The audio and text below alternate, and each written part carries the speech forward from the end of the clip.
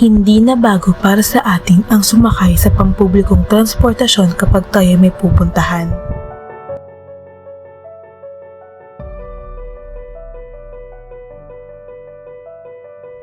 Tulad ni Mike, wala siyang sariling sasakyan kung kaya't siya ay sumasakay na lamang sa pampublikong transportasyon upang makarating sa kanyang paroroonan. Bayad po. Dalawa.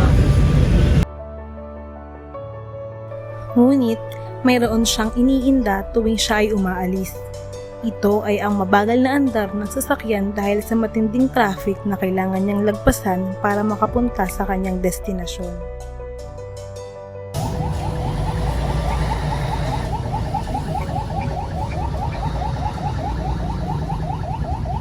So umaga kang nag-aasikaso para maiwasan mo yung traffic.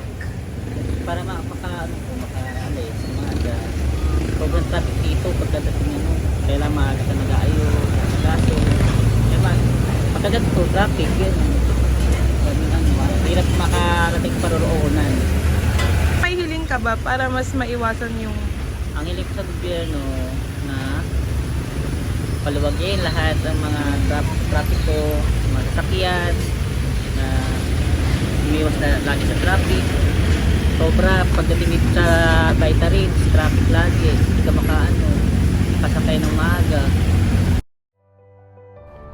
Hindi na bago para sa ating mga Pilipino ang traffic.